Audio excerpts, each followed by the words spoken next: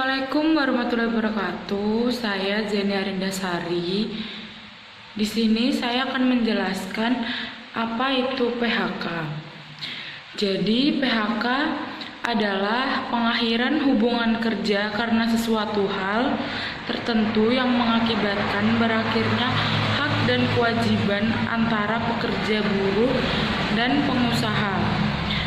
Yang kedua, saya akan menjelaskan alasan karyawan karena di PHK.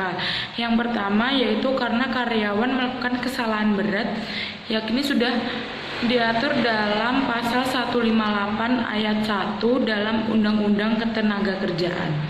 Yang kedua, ditahan pihak berwajib, yakni perusahaan bisa memberlakukan pemutusan hubungan kerja jika karyawan tidak dapat melakukan tanggung jawabnya karena ditahan pihak berwajib. Yang ketiga, karyawan melakukan pelanggaran, yaitu perusahaan bisa melakukan PHK karena pelanggaran yang dilakukan oleh karyawan tersebut. Terus yang keempat, karyawan ingin resign. Jadi pemutusan hubungan kerja dapat dilakukan perusahaan saat karyawan memenuhi syarat untuk mengundurkan diri. Dan yang kelima yakni perusahaan akan tutup atau bangkrut. Di sini perusahaan bisa melakukan PHK jika dalam keadaan memaksa. Misalnya terjadi suatu bencana alam atau hal buruk yang tidak bisa dihindari. Yang keenam yaitu karyawan pensiun.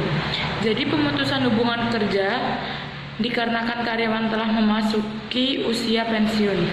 Maka karyawan di sini berhak mendapatkan imbalan atau pesangon. Assalamualaikum warahmatullahi wabarakatuh. Perkenalkan, nama saya Susanti. Di sini saya akan melanjutkan penjelasan dari saudari Zeni. Nah, di sini saya akan menjelaskan mengenai dampak dari PHK tersebut. Nah, kalau untuk PHK sendiri itu dialami oleh kedua belah pihak yaitu perusahaan dan karyawan. Untuk perusahaan sendiri itu dampaknya banyak sekali. Seperti salah satunya itu penurunan produktivitas kerja. Nah, perusahaan yang kehilangan ketenagakerjaan otomatis produktivitasnya pun akan berkurang. Karena untuk melaksanakan apa yang ia capai itu membutuhkan usaha yang lebih berlipat karena kurangnya ketenagakerjaan tersebut. Kemudian untuk merekrutmen karyawan baru itu juga membutuhkan waktu yang lama dan modal yang begitu banyak. Kemudian kalau untuk karyawan tersendiri itu kerugiannya juga banyak. Salah satunya yaitu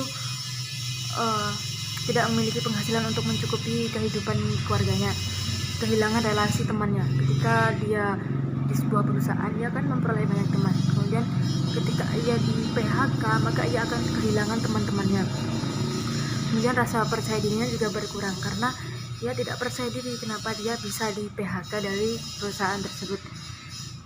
Karena terlalu lama menganggur, maka ia juga akan merasakan kepercayaan diri yang begitu besar sehingga dia terlalu lama menganggur. Berikut penjelasan yang dapat saya sampaikan. Terima kasih. Assalamualaikum warahmatullahi wabarakatuh. Perkenalkan, nama saya Siva Armansyah dengan NIM 401118313 dari kelompok 9. Di sini saya akan menjelaskan tentang larangan dalam pemutusan hubungan kerja.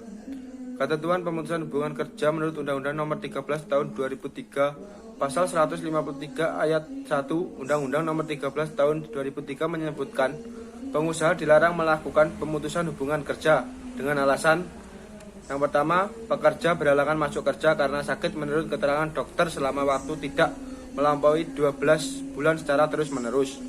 Yang kedua, pekerja berhalangan menjalankan pekerjaannya karena memenuhi kewajiban terhadap negara sesuai dengan ketentuan peraturan perundang-undangan yang berlaku. Yang ketiga, pekerja menjalankan ibadah yang diperintahkan agamanya. Yang keempat, pekerja menikah. Yang kelima, pekerja perempuan hamil, melahirkan, gugur kandungan atau menyusui bayinya. Yang keenam, pekerja mempunyai pertalian darah atau ikatan perkawinan dengan pekerja lainnya di dalam satu perusahaan kecuali telah diatur dalam perjanjian kerja, peraturan perusahaan atau perjanjian kerja bersama. Yang ketujuh, pekerja yang mengadukan pengusaha kepada yang berwajib mengenai perbuatan pengusaha yang melakukan tindak pidana kejahatan. Yang ke-8, karena perbedaan agama, aliran, politik, suku, golongan, jenis kelamin, kondisi fisik atau status perkawinan. Yang terakhir, pekerja dalam keadaan cacat tetap, sakit akibat kecelakaan kerja, atau sakit karena hubungan kerja yang menurut surat keterangan dokter yang jangka waktu penyembuhannya belum dapat dipastikan. Pemutusan hubungan kerja yang dilakukan dengan alasan sebagaimana tadi batal demi hukum, dan pengusaha wajib memperkerjakan kembali pekerja yang bersangkutan. Perkenalkan, nama saya Widiawati, NIM 401180332. Dan selanjutnya adalah kompensasi akibat pemutusan hubungan kerja. Di sini ada 4 komponen yang dijadikan sebagai kompensasi pemutusan hubungan kerja. Yang pertama adalah uang pesangon, yaitu pemberian berupa uang oleh pengusaha kepada pekerja sebagai akibat adanya pemutusan hubungan kerja.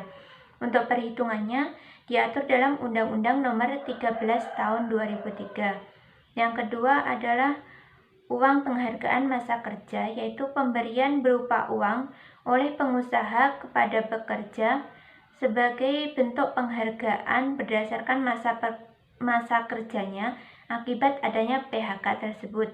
Yang ketiga adalah uang ganti kerugian, yaitu pemberian berupa uang oleh pengusaha kepada pekerja sebagai ganti rugi istirahat tahunan, istirahat panjang, biaya perjalanan pulang, fasilitas berobat, dan fasilitas perumahan. Yang keempat adalah uang pisah, yaitu pemberian berupa uang dari pengusaha kepada pekerja atas pengunduran diri secara baik-baik dan mengikuti prosedur yang ada, yaitu ditujukan secara tertulis 30 hari sebelum pengunduran diri dan besar nilainya ditentukan bersama-sama oleh pekerja dan pengusaha tersebut. Sekian presentasi dari kelompok kami. Apabila ada kurang lebihnya mohon maaf. Wassalamualaikum warahmatullahi wabarakatuh.